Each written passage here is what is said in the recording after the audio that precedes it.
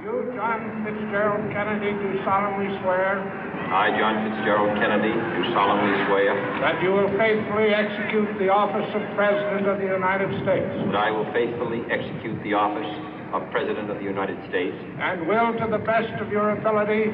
And will, to the best of my ability. Preserve, protect, and defend the Constitution of the United States. Preserve, protect, and defend the Constitution of the United States. So help you God. So help me God.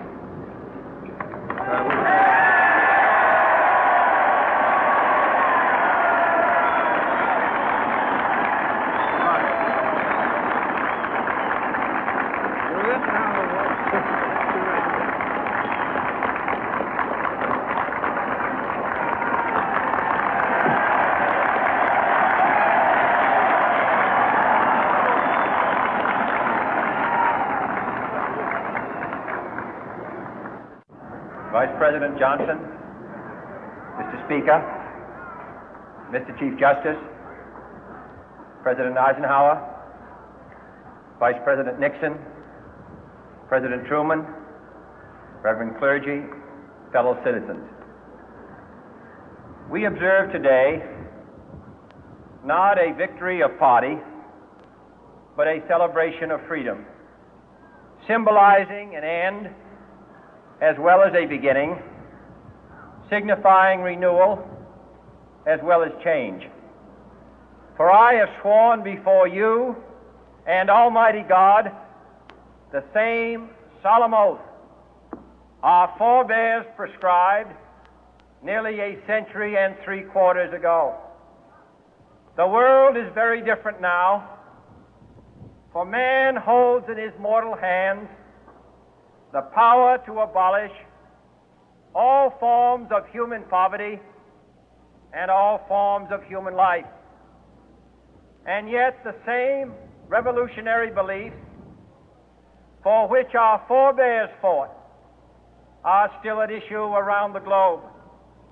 The belief that the rights of man come not from the generosity of the state, but from the hand of God. We dare not forget today that we are the heirs of that first revolution. Let the word go forth from this time and place to friend and foe alike that the torch has been passed to a new generation of Americans born in this century, tempered by war, disciplined by a hard and bitter peace, proud of our ancient heritage, and unwilling to witness or permit the slow undoing of those human rights to which this nation has always been committed and to which we are committed today at home and around the world.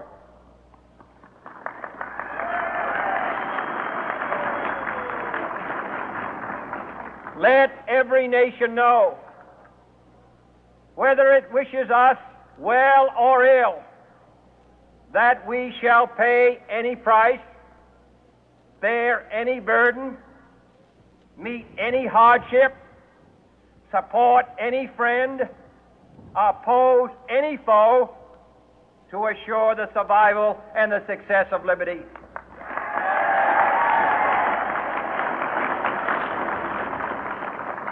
This much we pledge and more. To those old allies whose cultural and spiritual origins we share, we pledge the loyalty of faithful friends. United, there is little we cannot do in a host of cooperative ventures. Divided, there is little we can do, for we dare not meet a powerful challenge at odds and split asunder. To those new states whom we welcome to the ranks of the free, we pledge our word that one form of colonial control shall not have passed away, merely to be replaced by a far more iron tyranny. We shall not always expect to find them supporting our view, but we shall always hope to find them strongly supporting their own freedom, and to remember that in the past, those who foolishly sought power by riding the back of the tiger ended up inside.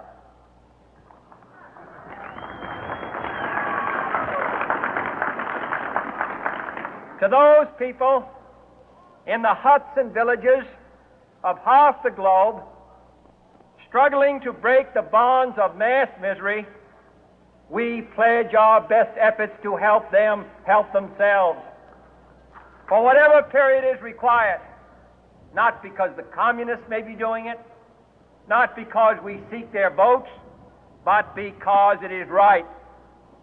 If a free society cannot help the many who are poor, it cannot save the few who are rich.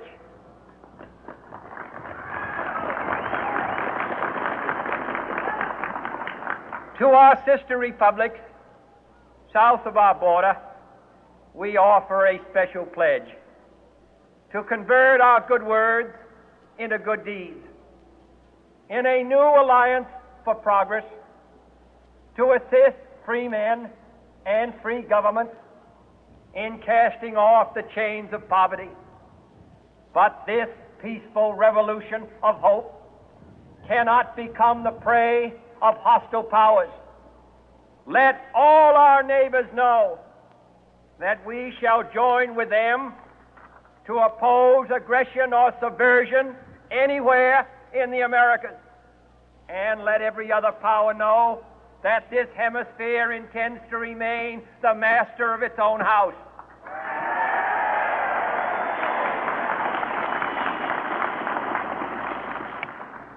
To that World Assembly of Sovereign States, the United Nations, our last best hope, in an age where the instruments of war have far outpaced the instruments of peace, we renew our pledge of support to prevent it from becoming merely a forum for invective, to strengthen its shield of the new and the weak, and to enlarge the area in which its writ may run. Finally, to those nations who would make themselves our adversary, we offer not a pledge, but a request that both sides begin anew the quest for peace. Before the dark powers of destruction, unleashed by science, engulf all humanity in planned or accidental self-destruction, we dare not tempt them with weakness, for only when our arms are sufficient beyond doubt can we be certain beyond doubt that they will never be employed.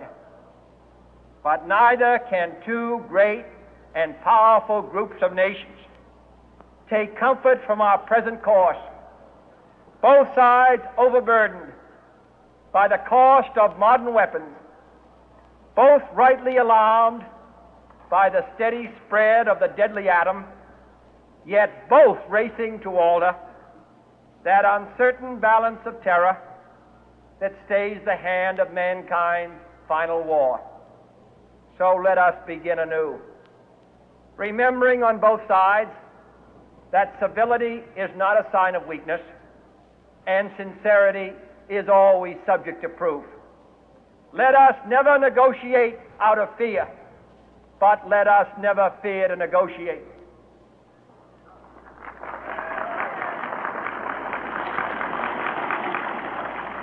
Let both sides explore what problems unite us, instead of belaboring those problems which divide us.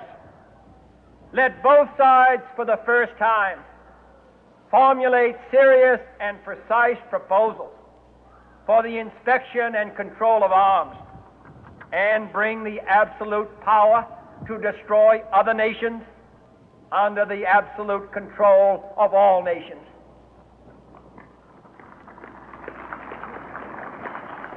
Let both sides seek to invoke the wonders of science instead of its terrors.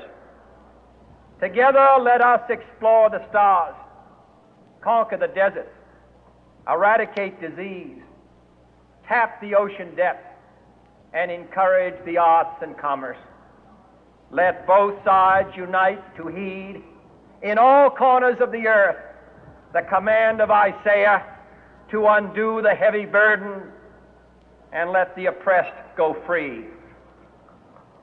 And if a beachhead of cooperation may push back the jungle of suspicion, let both sides join in creating a new endeavor, not a new balance of power, but a new world of law, where the strong are just and the weak secure and the peace preserved. All this will not be finished in the first 100 days, nor will it be finished in the first 1,000 days, nor in the life of this administration, nor even perhaps in our lifetime on this planet. But let us begin.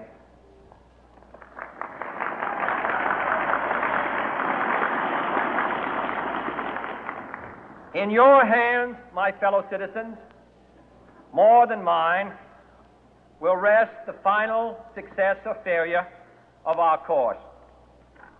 Since this country was founded, each generation of Americans has been summoned to give testimony to its national loyalty.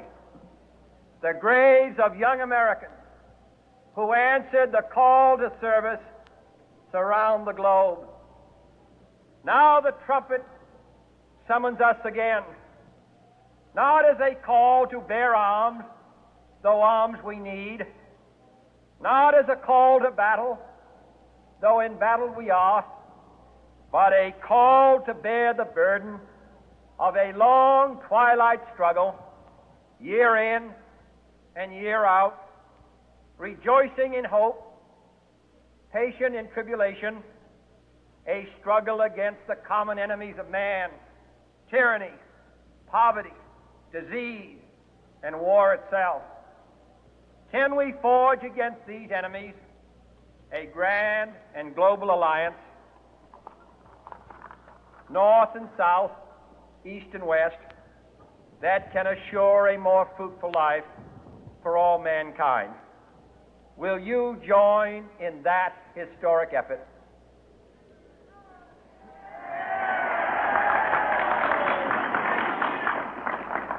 In the long history of the world, only a few generations have been granted the role of defending freedom in its hour of maximum danger. I do not shrink from this responsibility. I welcome it.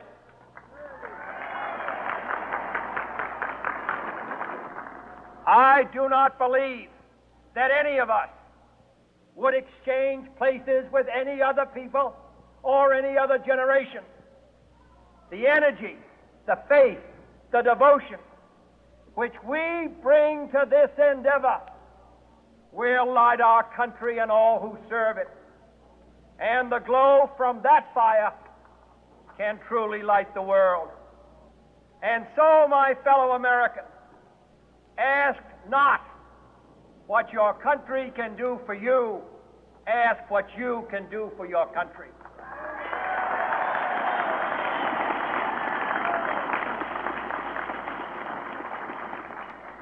My fellow citizens of the world, ask not what America will do for you, but what together we can do for the freedom of man.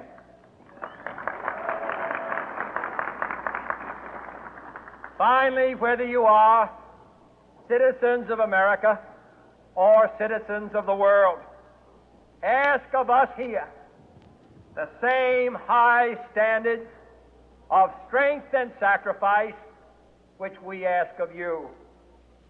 With a good conscience, our only sure reward, with history the final judge of our deeds, let us go forth to lead the land we love, asking His blessing and His help, but knowing that here on earth